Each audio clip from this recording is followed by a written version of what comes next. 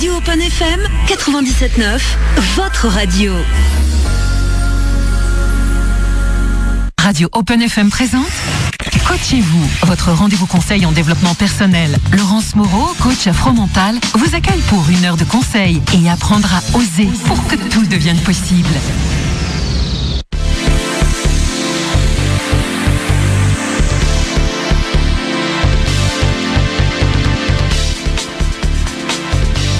Bonsoir Joachim. Bonsoir Laurence. Comment vas-tu ? Pas trop mal avec ce beau temps qui revient ce soir parce que ce matin c'était pas très terrible quoi. Oui, je pense qu'ils avaient encore annoncé de la neige pour ce soir aussi. Hein. Ouais, mais bon. Bon, c'est pour ça que je suis en retard en fait, c'est parce qu'il y avait plein de neige sur la route. Écoute, on n'a même pas idée. Les conditions climatiques aujourd'hui étaient vraiment compliquées. Donc voilà, donc nous allons. Moi j'ai passé un super week-end comme tu as dû voir sur les réseaux sociaux. Oui, bienvenue au club. Hein. Attends, toi c'était quoi ? C'était un problème de Samedi train soir. La locomotive était en panne. Ah oui, d'accord. Et moi 10 minutes après le départ. Ah bah tu vois. Ce qui nous a mis 3 heures de retard. Alors attends, à la fin de l'émission, si on a le temps, je te promets que je te raconterai mon trajet de Arras à Limoges. J'ai mis 10 heures pour rentrer chez moi. 10 heures. Quand je remonte en Belgique, je mets moins de temps. Tu vois. Moi j'ai des passagères qui étaient avec moi qui venaient d'entrer de Marrakech. J'avais mis 3 heures Marrakech, Paris. Et voilà. Et 6 heures Paris-Limoges. Écoute, on fera un petit topo de nos avatars avec la SNCF ce week-end. Quoi. Donc voilà, on va se poser gentiment, tranquillement, hein, le temps nous. Voilà, surtout que l'émission d'aujourd'hui, le thème c'est le bien-être. Ah, c'est bien, la zénitude. Voilà, zen et tout. Donc, on va parler douce. On va parler avec une voix douce. Voilà, je vais donc parler avec une voix très douce, d'hôtesse de l'air, tu vois, pour ma voix habituelle, quoi, comme toutes les 2 semaines, comme d'hab. Alors, en fait, en plus, je ne suis pas venue toute seule, tu as vu ? Oui, il y a quelqu'un d'autre. Oui, je t'ai amené une comparse dans le domaine du bien-être que je vais vous présenter très rapidement et puis je lui redonnerai la parole par après. Estelle Paul, bonjour. Oui, bonsoir. Bonsoir plutôt, c'est vrai, au vu de l'heure. Donc, vous allez bien ? Très bien, merci. Voilà, je vous ai demandé de venir aujourd'hui parce qu'en fait, nous allons parler ensemble du bien-être en particulier et surtout de votre particularité. Vous êtes, alors je vais essayer de le dire sans éternuer, praticienne. Ensemble, c'est magnifique. Voilà.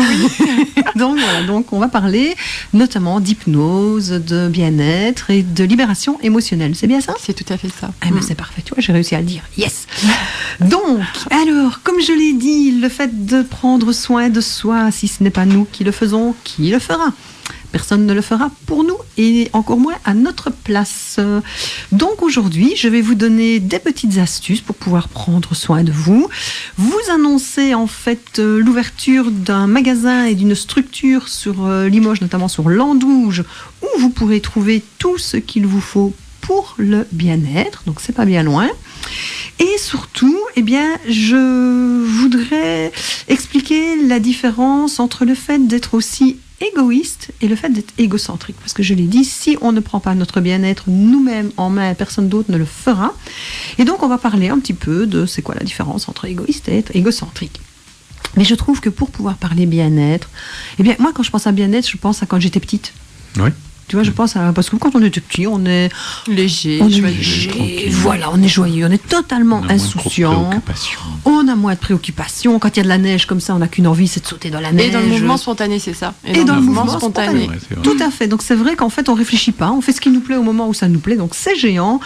Et pour démarrer l'émission, comme d'habitude, je me suis dit, petite chanson décalée. Et alors là, je sais que vous allez tous m'adorer, chers auditeurs. C'est-à-dire que je vais vous lancer une chanson pour les plus de... Allez, on va dire les plus de 30 ans. Et vous allez la voir dans la tête pendant quelques semaines. Moi aussi, je vous adore. Et c'est parti pour Casimir et l'île aux enfants. Voilà, si demain on a une tempête de neige, on saura que c'est parce qu'il y a plus ou moins toute la population autour d'Ambazac et de Limoges qui a repris en chœur. Moi, ça suffit. Oui, ça moi aussi. C'est pour ça que tu remarqueras que je passe des chansons, mais je ne chante pas. Oh non, mais on fait quand même. C'est pas grave, on fait quand même. Oui, on chante, mais en fait, il faut savoir qu'on chante en dehors quand on n'a pas quand la musique n'est pas sur. Pas avec le micro. Voilà, pas avec sur le micro. Non, il vaut mieux pas. Alors, donc, revenons à nos moutons. Comment me faire du bien ? Alors, Joachim, est-ce que tu sais qu'il y a un magasin bio qui va ouvrir ses portes à Landouge mercredi ? Ben non, je savais pas. Tu savais pas ? Eh ben voilà, je te le dis. Alors, tu vas me dire un de plus. Voilà. C'est vrai qu'il y a des bio, on a oui, quelques-uns. Il y en a plusieurs. Donc en fait, il faut savoir que on pourrait penser qu'en fait, ce magasin-là, c'est un magasin comme les autres, mais il a une petite particularité, en fait même plusieurs. Il faut savoir que premièrement, le propriétaire, c'est quelqu'un du pays, c'est un gars du coin. C'est un gars de la terre, en fait, qui est né dans une famille d'éleveurs et qui est attaché aux valeurs de la qualité de ses produits, de la transmission des avoirs et du respect de la nature. Eh bien, voilà, c'est déjà quelque chose de pas mal. Mais quoi d'autre en plus ? Mais il faut savoir qu'il y a quelque temps, M. Jameau a eu l'idée d'envisager, c'est dur ça aujourd'hui, de pouvoir proposer un accompagnement thérapeutique dans son magasin pour pouvoir aider les personnes qui vont avoir le choix dans ces produits et de ne pas savoir très bien ce qu'ils devaient choisir. Donc c'est vrai que l'idée était de dire, tiens, comment est-ce qu'on pourrait amener un conseil supplémentaire aux clients ? Et donc en fait, l'idée, c'est d'avoir des praticiennes qui vont être, et donc notamment Estelle Paul, comme par hasard, voilà, on parle d'un magasin et puis justement vous allez y travailler. Et donc ce que je vais faire, c'est qu'en fait on va passer la parole à Didier Jameau qui va un petit peu nous expliquer les raisons de son ouverture de son magasin bio. Allô, monsieur Jameau ? Oui, bonsoir Laurence, comment allez-vous ? Ben moi très bien, et vous, à 36 heures de l'ouverture, on est dans les starting blocks ? On est dans les starting blocks, dans le stress, mais bon, on est confiant. Oh, dans le stress. Mais quelle idée. Mais non. Mais non, je parie que tout est ficelé, mais alors et que tout est prêt au cordeau. Voilà. Alors donc, pourquoi j'ai créé Biolandouche, c'est peut-être intéressant à savoir. Oui, dites-moi tout. Alors voilà, j'ai voulu créer Biolandouche puisque j'avais beaucoup de clients qui me disaient, mais monsieur Jameau, votre offre en produits bio est vraiment très courte dans votre Intermarché. Ce qui serait bien, il faudrait nous faire quelque chose pour éviter d'aller courir à droite et à gauche pour trouver des produits bio. Et donc, j'ai travaillé sur le sujet et au mois de septembre, je suis allé au salon de Natexpo à Lyon et là, j'ai rencontré des fournisseurs et je me suis aperçu qu'on pouvait bien travailler et mettre en place une gamme sérieuse. Donc, j'ai récupéré le local Biolandouche, donc dans la galerie marchande de l'Intermarché. Donc, j'ai fait mes travaux. On a référencé les fournisseurs, on a créé les gammes et on est prêt pour l'ouverture qui a lieu mercredi. Et en plus, votre rencontre a été très très bien puisque en même temps, je cherchais des thérapeutes pour accompagner la très bonne idée de créer le bio et il était important que j'ai des thérapeutes avec moi pour travailler sur ce terrain-là, quoi.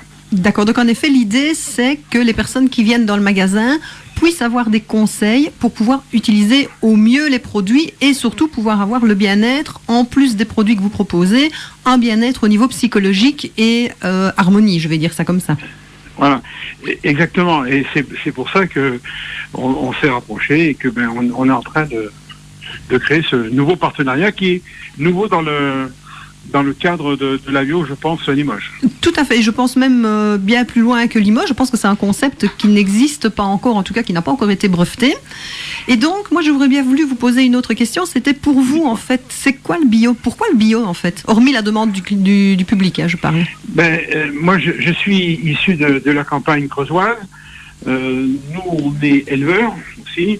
Et on n'est pas bio parce que il y a beaucoup de contraintes, mais on travaille déjà comme si on était bio. Nous, on travaille de la culture raisonnée dans notre ferme. Et aujourd'hui, je dis bio, c'est vrai qu'il y a un effet de mode, mais je crois en quelque part qu'il faut quand même commencer à léguer la terre à nos enfants. Et je crois que si chacun se conduit un peu plus bio, peut-être on pourra laisser un héritage meilleur à nos enfants. Peut-être c'est trop tard, mais il n'est jamais trop tard pour bien faire. Tout à fait, ça c'est certain, et surtout pour prendre conscience qu'il y a d'autres manières de procéder, d'autres manières de consommer, surtout. Alors, rappelez-nous, le magasin bio donc ouvre bien mercredi matin, c'est bien ça ? À 9h. À 9h, d'accord. Là, on sera tous dans les starting blocks pour accueillir les premiers clients, sachant que, d'après ce que je sais, il y a déjà des clients qui ont poussé votre porte alors que le magasin n'était pas encore ouvert. Énormément. Ils voyaient de la lumière, ils disaient est-ce qu'on peut faire un tour, est-ce qu'on peut faire des cours, tout ça. Bon, ils font du repérage. Voilà, c'est Ah ça, oui. en fait. Comme dirait Joachim, ils font déjà du repérage, Voilà. en fait, comme pour les Ils ont soldes. repéré un petit peu. Et là, ils sont prêts, ils sont chauds pour mercredi, quoi. Ah bah écoutez. Alors, est-ce que vous pouvez me rappeler l'adresse exacte, en fait? Alors, l'adresse, c'est Centre commercial Intermarché, 86 rue Abbé Pierre. D'accord. Et au niveau des heures d'ouverture, c'est toute Alors, la les semaine? heures d'ouverture, alors, on sera ouvert donc de 9h à 19h sans interruption tous les jours. Et on sera même ouvert le dimanche. On sera le seul magasin bio de la grande zone à être ouvert le dimanche. Je parle de Limoges, parce que tous les magasins bio sont fermés. Nous, on sera ouvert donc de 9h à midi. Ah bah voilà, bah donc encore une particularité de plus par rapport à la demande en Voilà. bio. Eh bien, Monsieur Jameau, je vous remercie de toutes ces précisions. Je vous en vous prie, laisse Laurent. à vos préparatifs et surtout, ben, je vous envoie plein d'ondes positives, plein de courage Oh, pour vous ces allez dernières reconnaître. heures. Et surtout, n'oublions pas, on déstresse, zen, tout Oui. va bien se passer. J'ai passé une bonne nuit encore. Je n'en doute pas. Et puis surtout, n'oubliez pas, vous avez des thérapeutes sous la main, donc vous pouvez être mais votre je vais- premier client. Je vais les utiliser avec beaucoup de... Comment dire? Je vais prendre du temps pour moi après. Parce que c'est vrai que après cette ouverture, je vais avoir besoin de me poser et j'aurai besoin de vous aussi, les filles. Ah, Très bah, c'est belle parfait. initiative, Didier. On sera là, on sera là. Eh bien, écoutez, je merci. vous remercie et je vous souhaite une très très bonne fin de journée. Excellente soirée à vous tous. Merci, à À mercredi. bientôt. Au revoir. Au revoir, à mercredi. Merci.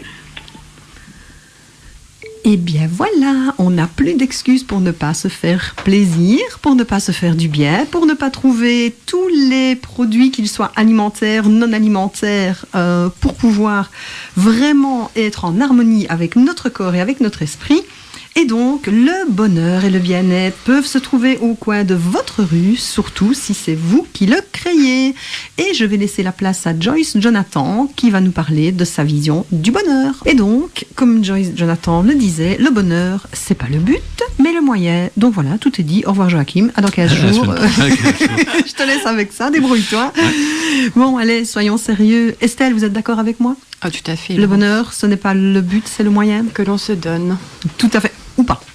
Ou pas, c'est un choix. Ah voilà, c'est un choix tout à fait d'être heureux. C'est vrai que nous sommes responsables et créateurs de notre bien-être et de notre bonheur. Si je ne décide pas d'être heureuse, fatalement, je ne serai pas heureuse. Ah tiens donc, voilà la grande nouvelle de la soirée. En premier lieu, il est important d'identifier les besoins pour mieux les écouter et les satisfaire. C'est ça le premier pas vers le bonheur. Je suppose, Estelle, on va parler de votre pratique après, que quand vous avez parfois des personnes qui viennent vous trouver, elles ne savent déjà pas au départ ce dont elles ont besoin. Souvent, en fait, c'est vrai qu'elles viennent avec une idée de la situation parce qu'elles n'ont pas le recul et la connaissance suffisante pour se dire qu'on peut aussi fonctionner différemment. Les personnes sont souvent souffrantes et s'imaginent que y a pas d'autre façon de fonctionner. Donc c'est vrai que l'idée elle est déjà d'identifier que le mal-être, oui, il existe, mais qu'il ne se passe pas que ça. Voilà, Et qu'il y a surtout des solutions. et qu'il y a surtout aller des mieux. solutions. D'accord. Alors, Joachim, dis-moi, Oui. la personne la plus importante pour toi, c'est qui? C'est moi. Ah bah c'est bien, c'est Ah, parfait. tu vois. Estelle, vous Tu aussi? Évidemment. Ah bah tiens, Après nous, les petits oiseaux. Moi, j'ai exactement. une amie qui m'a dit un truc comme ça, donc Il n'y a pas longtemps, oui, toi une coach, je pense que c'est ça, que C'est tu ça, as une ouais, semaine ouais, sur deux de temps en temps ouais. en face de toi, quoi. Et donc, est-ce que si on pense à soi en premier, c'est grave? À votre avis? Eh bien, dans notre culture, il est effectivement, on a tendance à faire passer son prochain avant soi-même, Mhm. alors que non. La première personne pour bien prendre en soin, ne serait-ce que ses enfants, c'est d'abord savoir s'occuper de soi-même. Exactement. Et le meilleur exemple, c'est dans les avions. Quand vous avez un problème de dépressurisation, je savais que j'allais croquer sur celui-là, qu'est-ce qui se passe? En fait, l'hôtesse vous dit, si le masque tombe, c'est d'abord sur votre nez. Et puis sur celui de vos enfants, parce que si vous essayez d'abord de sauver vos enfants et que vous ne vous sauvez pas, ça va être un peu compliqué. Donc c'est d'abord vous, et puis quand vous êtes en capacité de pouvoir aider vos enfants, vous les aidez. Donc si on vous donne déjà ces consignes-là en cas de gros soucis, mais bien évidemment, dans tout le reste du moment de la vie, il faut d'abord penser à soi. Pourquoi? Parce qu'en fait, on ne peut donner que ce qu'on a. Donc si je ne suis pas bien, fatalement, je ne saurais pas donner du bien-être et du bonheur autour de moi. Et ce qui se passe en plus, c'est que le bonheur, soyons clairs, eh bien la bonne nouvelle, c'est que c'est comme un gros rhume. En fait, c'est contagieux. C'est pas cool ça? Ah, ça c'est bien. Ça. Ah, moi je préfère rattraper ça que la grippe. C'est mieux que la grippe, ouais. Voilà, dans des moments comme pour l'instant avec les temps qu'il fait, honnêtement, quelqu'un qui me dit attends, viens, je vais te contaminer avec mon bonheur. Ah, mais je dis oui tout de suite. On prend, je préfère ça, honnêtement. Donc, si vous pouvez contaminer les gens autour de vous en étant alors égoïste et non pas égocentrique, parce que la différence c'est quoi? C'est égoïste, je pense à moi pour donner du bien-être et du bonheur aux autres, tandis que l'égocentrique c'est je pense à moi, qu'à moi et rien qu'à moi, et les autres, allez voir au diable si j'y suis pas, je m'occupe pas de vous. Donc là, on est dans deux cas de figure totalement différents, et donc l'idée, c'est d'abord, je pense à moi, et le fait que je me sente bien, je vais clairement pouvoir donner du plaisir et du bonheur aux autres autour de moi. Donc, voilà un petit peu ce que je voulais vous dire aujourd'hui. Alors, avant de prendre la parole et de laisser surtout la parole à Estelle pour nous expliquer qui elle est, pourquoi elle est là aujourd'hui. Qu'est-ce qu'elle fait? Et qu'est-ce qu'elle fait? Voilà, parce qu'elle est là, on ne sait pas. Moi, je sais pas. Hein, Non, tu sais pas. Ben non, en plus, je t'avais même pas prévenu, bah, donc surprise. Non seulement j'arrive en retard, je préviens pas. Enfin, la totale aujourd'hui, quoi. Donc, on va faire. Donc, voilà, tout oublié. Non, nous n'allons pas oublier que le but de l'émission aujourd'hui, c'est de penser à vous, de pouvoir profiter de ce nouveau magasin bio qui ouvre ses portes et de décider de me faire du bien. Et donc, en fait, pas de souci, on va pouvoir changer les choses. Et donc, comme Mary Poppins, je plonge dans mon grand sac à trésors. Et qu'est-ce que j'en sors? Une merveilleuse étoile. Estelle, voilà. En plus, avec un prénom comme ça, franchement, ça donne déjà envie d'aller vers cette charmante demoiselle pour aller voir exactement ce qu'elle peut nous proposer. Et donc, Estelle, alors, moi, il y a une phrase qui me vient en tête et dont on avait parlé, c'est « Il paraît que votre alimentation est votre première médecine ». Qu'en pensez-vous? Bien, ce que j'en pense, c'est qu'effectivement, quand on identifie la plupart des problématiques aujourd'hui, elles sont résolues par le système médicamenteux qui a son importance. Ce qu'on oublie, c'est qu'avant d'avoir affaire aux médicaments, il y a une prévention et cette prévention passe souvent par l'alimentation, par choisir son alimentation, par choisir un équilibre alimentaire. Alors, c'est pas se priver des plaisirs, c'est effectivement apporter un équilibre dans tous ces plaisirs et prendre conscience que l'alimentation, effectivement, c'est la première denrée qui rentre dans notre petit corps. On a tendance aussi à oublier que ce corps-là, c'est notre première maison et c'est celle qui va nous conduire jusqu'à la fin et qu'on a tout intérêt de prendre conscience de ce qui rentre à l'intérieur. Et quand on dit qu'effectivement, l'alimentation est la première médecine, c'est aussi que par l'alimentation, on peut pallier à différentes problématiques. Mais si on a une super alimentation, mais qu'à côté de ça, on a une vie de bâton de chaise, je ne suis pas sûre que ça va changer grand-chose. Donc c'est là que vous intervenez, parce que l'alimentation, c'est bien, mais c'est là qu'intervient la psychopraticienne. Et donc, Estelle, qui êtes-vous? Alors, qui je suis? Donc voilà, vous l'avez fait, je suis Estelle, je suis psychopraticienne. Et j'utilise donc l'outil qui est l'hypnothérapie.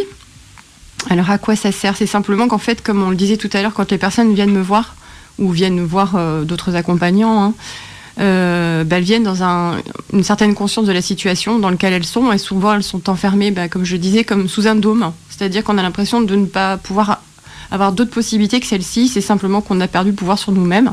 Bien souvent on tourne en rond. Et voilà, mon intervention est simplement de permettre à la personne de sortir de ce cercle, de ce conditionnement-là, de sortir de nos croyances, qu'on ne fonctionne que comme ça, parce que souvent quand on souffre, on ne voit que le verre à moitié vide, on ne voit pas le verre à moitié plein et on n'arrive plus à reprendre conscience de nos perceptions. Alors en fait, je ne sais pas si tu te rappelles, Joachim, on a déjà parlé de ce phénomène-là lors d'une autre émission. On parlait des pensées limitantes, notamment des croyances limitantes. Et vous l'avez dit tout à l'heure, le fait d'aller trop vite et d'avoir l'impression qu'on tourne en rond. L'image que moi je donne toujours par rapport au coaching, c'est non, on n'est pas contre un mur, mais en fait on est dans un rond-point et on tourne tellement vite dans ce rond-point qu'on ne voit pas toutes les sorties potentielles qui sont présentes. Donc de ce que je connais de votre pratique, je pense qu'en fait c'est très très proche d'ailleurs du coaching. C'est vraiment d'aller permettre à la personne d'aller voir d'autres modes de fonctionnement et en tout cas peut-être de se raccrocher au mode de fonctionnement qui lui convient le mieux. En ne diabolisant pas non plus les émotions. Parce que si je peux me permettre ce parallèle, c'est que souvent quand on ne va pas bien, on est enfermé dans un certain cercle d'émotions. Ces émotions, elles ont toutes leur raison d'être. C'est-à-dire qu'on ne peut pas ne pas fonctionner avec ce que nous sommes. Souvent, on se dit, voilà, on a envie d'atteindre un autre niveau alors qu'on ne peut pas, parce qu'on est fait d'une personnalité, d'un caractère et de ces émotions qui tournent autour de ça. Et voilà, le but, comme vous disiez sur le rond-point, c'est effectivement de sortir de ce rond-point et de se rendre compte qu'autour du rond-point, il y a différentes destinations et qu'il y a différentes possibilités. Et qu'en dehors de ce rond-point qui peut effectivement nous faire penser qu'on ne va pas bien ou qu'effectivement on stresse ou qu'il y a des émotions qui sont très prégnantes, qu'il y a aussi d'autres possibilités. Voilà, quand on décide d'aller regarder la situation différemment. On pourrait dire que les émotions, en fait, à certains moments, elles peuvent devenir également un système d'alarme. Et de se dire, tiens, si je ressens trop d'émotions, ou le contraire, si je commence à ne plus gérer mes émotions, c'est peut-être que tout compte fait, il faut que je me pose la question de me dire, je vais peut-être pas, si pas mal, en tout cas, je suis pas au top, quoi. Exactement. C'est ça, Laurent. C'est qu'en fait, souvent, quand on a une émotion qui est très présente et qui est là, en fait, cette émotion-là, elle est là pour nous dire, écoute, il y a quelque chose qui va pas. Il y a une limite que tu as atteint, il y a des limites que tu as atteint, et moi je suis là, je parle comme si l'émotion voilà, et je suis là pour te faire très bien comprendre. l'émotion, je trouve. ouais, oui, mais je peux. Moi je voudrais bien avoir une voix comme ça dans ma langue, dans ma tête qui parle. Oui, je suis l'émotion. Donc en fait, voilà, l'émotion, elle nous dit simplement qu'on est arrivé à un seuil de supportabilité et qu'à un moment, effectivement, il faut tenir compte de l'émotion et lui laisser un peu de place. Et c'est ce qui n'est pas facile dans notre culture et dans notre fonctionnement, c'est qu'on ne laisse pas de place aux émotions. On nous a appris, au contraire, à l'antipode du petit enfant à se tenir correctement, à ne pas manifester les émotions. Alors l'homme, c'est encore plus rigoureux parce que l'homme, il n'était absolument pas autorisé à manifester ses émotions.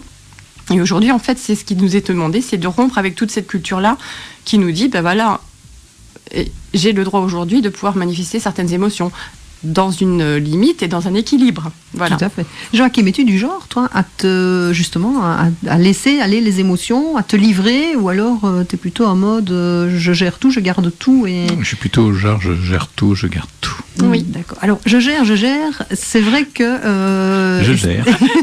Estelle, détrompez-moi. En fait, je gère, en fait, on gère rien du tout. On met juste un gros couvercle sur la marmite jusqu'au jour où la pression est tellement forte qu'en fait, on fait pire que bien. Et le fait de garder les émotions peut avoir un impact qui peut être parfois hyper négatif. Très négatif, parce que dans la mesure où on ne laisse pas ces émotions aussi se communiquer telles qu'elles devraient le faire, effectivement, ça peut avoir un impact sur le corps, parce que le corps, lui, il imprime, les émotions, elles se répercutent sur les organes internes, et après, on peut voir des situations telles que des impacts sur le foie, qui est un centre émotionnel, sur les intestins, sur le pancréas, il y a des impacts qui se créent.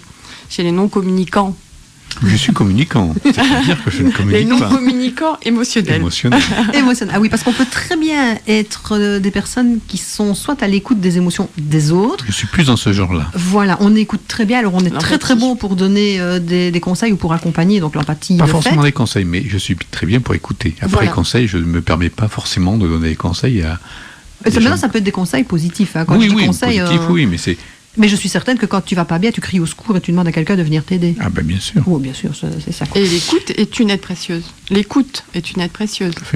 Tout à fait. Rien que ça, déjà, ça permet à la personne, dans notre jargon en tant que thérapeute, comme on dit, de déposer et de pouvoir simplement donner ce qu'elle a de négatif, sans jugement, sans avoir peur d'être mal vu ou que sais-je, mais au moins cette écoute. Et je pense qu'ici, en plus, par rapport à la radio, on est dans ce côté où on rentre chez les gens, en fait, avec la radio. On arrive, les personnes nous écoutent et nous permettent vraiment de rentrer dans leur quotidien. Et clairement, ici, je vais insister sur le côté quand vous n'allez pas bien, quand vous sentez qu'il y a quelque chose qui ne va pas. C'est vrai qu'on est dans notre civilisation, on ne nous a pas appris à demander de l'aide, alors que clairement, il y a plein de gens autour de vous qui ne demandent qu'à vous aider, et sans jugement et sans vraiment aucune arrière-pensée derrière. Estelle, vous vouliez je voulais rebondir aussi sur le partage de Joachim concernant l'empathie. Être à l'écoute, on est aussi dans ce mode de fonctionnement-là. Je le vois beaucoup avec les personnes que je rencontre en soins. Ce sont des personnes qui prennent aussi beaucoup. Alors, on peut être à l'écoute de l'autre, mais à un moment, il faut mettre une limite, parce qu'à ce moment-là, on est submergé aussi par les émotions des autres. On devient éponge. Faut pas trop être éponge. Il faut écouter, mais il faut se tenir un peu à l'écart. Exactement. Et non pas trop absorber, sinon on est plus accaparé, plus malheureux encore quand on a des soucis qui viennent des autres. Et aussi être capable de fermer les portes en disant non. Là, écoute, je ne suis pas disponible, parce que c'est vrai que sinon on n'y bite pas. Il y a des personnes qu'on appelle des vampires émotionnels, qui sont toujours capables d'aller se déverser chez les autres, et là, il n'y a plus de limite. Tout à fait. Alors, on va après aborder réellement votre pratique, comment vous fonctionnez, quels outils vous utilisez, mais je pense qu'on va déjà un petit peu mettre nos auditeurs en mode relax et on va aller laisser Bobby McFerrin le mettre en pratique avec Don't Worry, Be Happy. Voilà, maintenant nous sommes zen, on est bien tranquille pour pouvoir continuer cette émission. Et donc c'est vrai qu'en antenne, on était en train de discuter du fait que ce serait sympa de pouvoir créer une émission où en fait clairement, chers auditeurs, chères auditrices, vous nous appelez et on peut répondre en direct à vos questions. Ça pourrait être quelque chose de franchement sympa.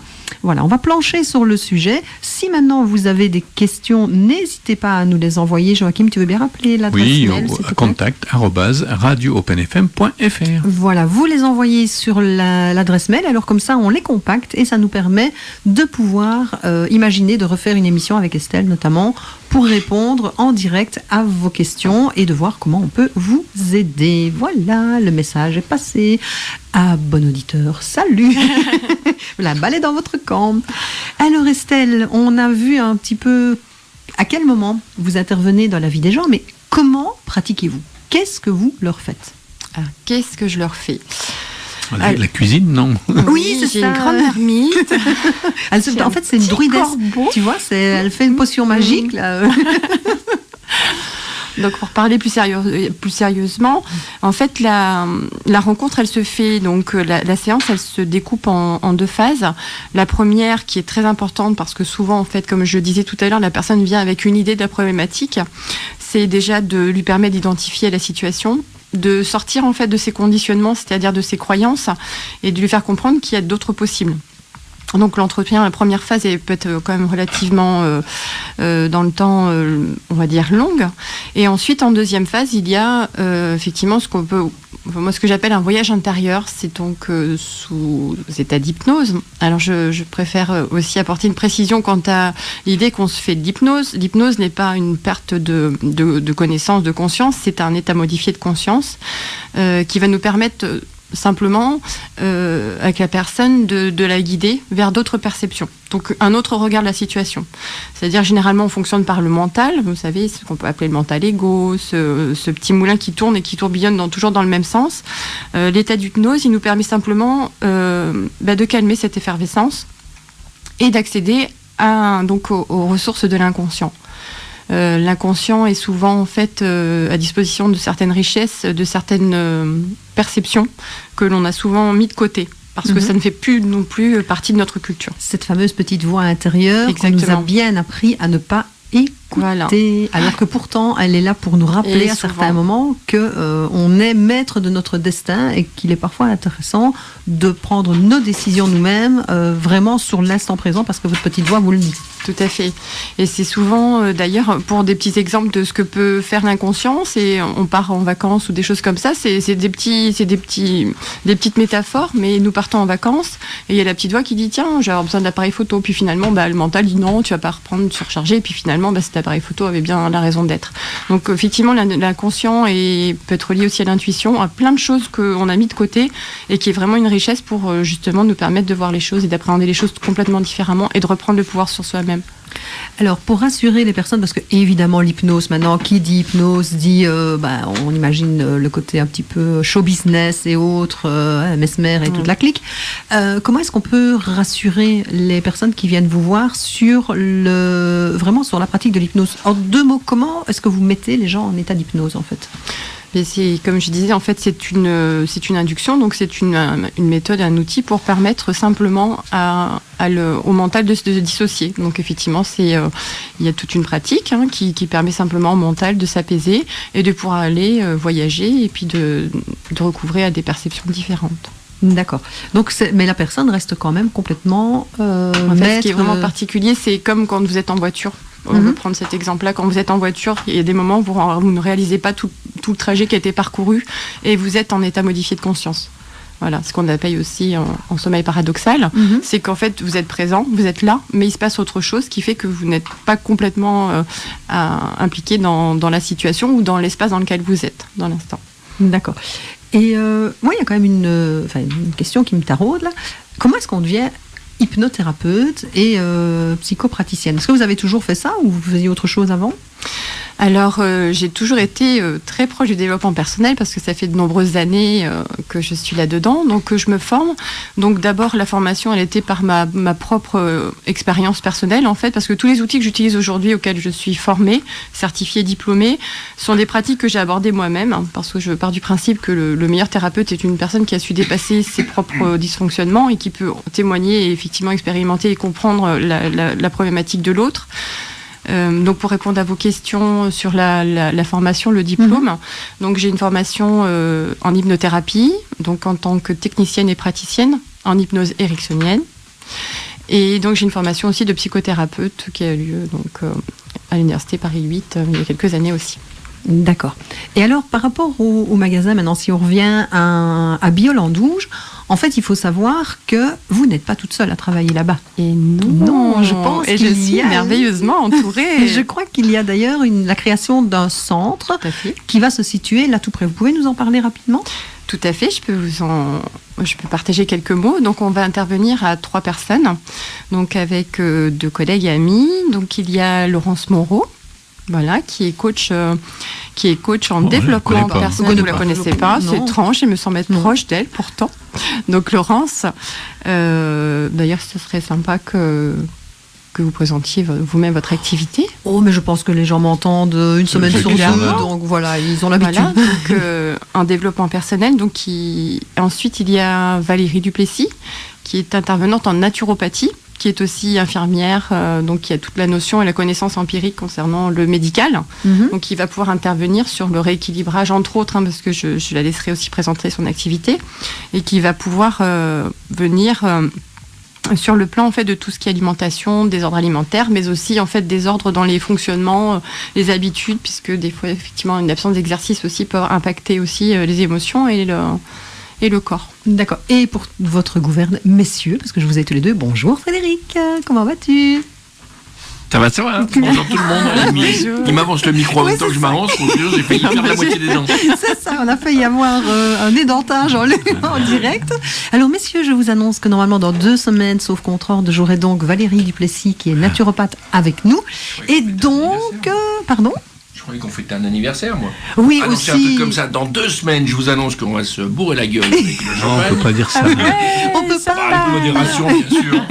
Mais surtout, je pense que vous serez content parce que Valérie, au-delà d'être une charmante personne, pourra vous donner quelques petites astuces sur comment mieux avoir une alimentation beaucoup mieux équilibrée et surtout pouvoir avoir un rythme de vie et quelque chose qui vous convient le mieux, surtout avec nos métiers respectifs où on court comme des lapins dans tous les sens. Et donc, le centre dont on parlait juste avant, donc qui s'appelle comment, rappelez-nous ? Bien-être, vitalité et conscience. Voilà. Et donc en fait, ça va se situer où ? Alors ça va se situer à quelques pas du magasin Biol-en-Douge, parce qu'on a eu l'opportunité et la chance de pouvoir donc trouver un local. Et ce centre va proposer des services en développement personnel par les 3 praticiennes dont on vient de parler. Et donc, je pense qu'au niveau de la naturopathe et de vous-même, vous serez présente le samedi après-midi notamment au magasin Biol-en-Douge. Voilà. Et l'idée est donc de pouvoir là accompagner les personnes, proposer des mini-bilans, si j'ai bien compris, c'est ça ? Les informer alors par des bilans, effectivement.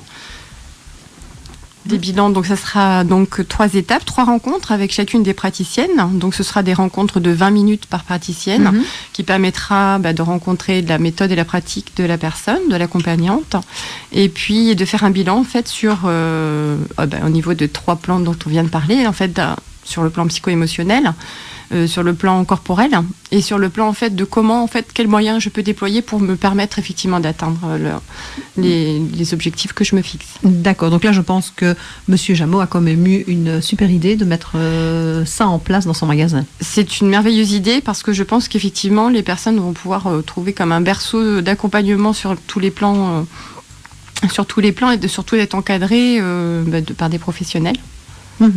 D'accord. Donc messieurs, je vous donne donc rendez-vous mercredi pour venir à l'inauguration de notre magasin et de pouvoir. Enfin, c'est pas l'inauguration, pardon, je vais me faire taper sur les doigts. Oui, c'est pas l'inauguration. C'est l'ouverture, pardon, excusez-moi, monsieur Jameau. Oui, je vais frapper, moi. Pas mercredi. Donc, l'inauguration aura lieu un peu plus tard, parce que pour l'instant, bon voilà, on était vraiment dans des timings très très courts. Donc, par contre, le centre Bien-être, Conscience et Vitalité, qui va ouvrir ses portes mercredi en même temps.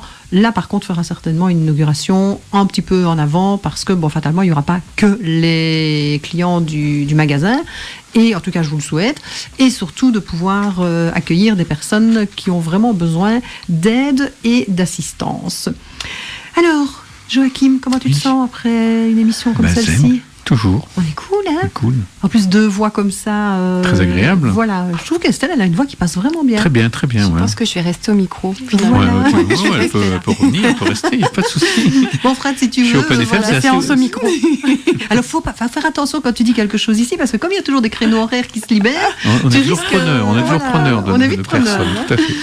Donc, moi, je terminerai cette émission en vous rappelant donc que votre bonheur et votre bien-être dépend uniquement de vous, seulement de vous et de votre volonté à prendre soin de vous, que la vie est courte et que donc il est important d'agir avant de devoir réagir et qu'il est bien plus important de prévenir plutôt que de guérir. Alors, il y a plus d'un siècle avant Jésus-Christ, les Romains prônaient déjà le fait que men sana incorpore sano, ça veut dire un esprit sain dans un corps sain. Donc déjà à cette époque-là, ils l'avaient compris. T'imagines comme nous, on est en retard. Hein. Et donc, petite citation pour terminer. Épictète, donc non pas épithète, mais Épictète, qui est aussi un philosophe grec, nous disait que le bien-être ne peut s'atteindre qu'à condition d'en finir avec ce qui, à l'intérieur de nous, travaille à l'encontre de ce qui nous arrive. Et une définition du mot bien-être, c'est un sentiment agréable, d'équilibre, considéré comme premier degré du bonheur. Et pour les philosophes de tous bords, le bien-être, c'est l'ultime but poursuivi par l'être humain. Voilà. Alors Estelle, je vous remercie de votre participation. Avec plaisir. Vivement mercredi. Oui. On est parti, on est dans les starting blocks. Oui. Et avant de laisser la parole, enfin surtout le micro à R.E.M. pour Shiny Happy People, eh bien je vous propose quand même, et Fred tu vas entonner ça avec nous, d'entonner en effet un joyeux anniversaire, parce que c'était l'anniversaire de Joachim ce week-end. Donc là je pense que nous allons chanter. Oh. C'est parti pour un tour. On est bon ?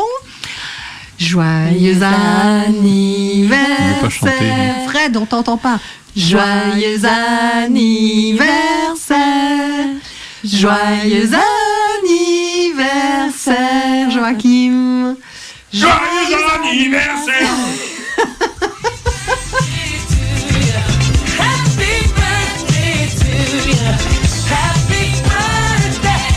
Tu as mangé aussi, toi. On n'avait pas dit qu'il y avait des bouteilles sous la table, en fait, on était déjà en train. Bon, j'ai toujours un happy peur, c'est tout. Voilà. Toujours servi. Eh bien, moi, je vous dirais, mes chers amis, chers auditeurs, chères auditrices, prenez soin de vous, surtout prenez soin de vous. Et je vous dis à dans 2 semaines pour une émission spéciale naturopathie. Gros bisous. Ciao, ciao. À bientôt. Bonne soirée. Ciao, ciao. Bonne soirée.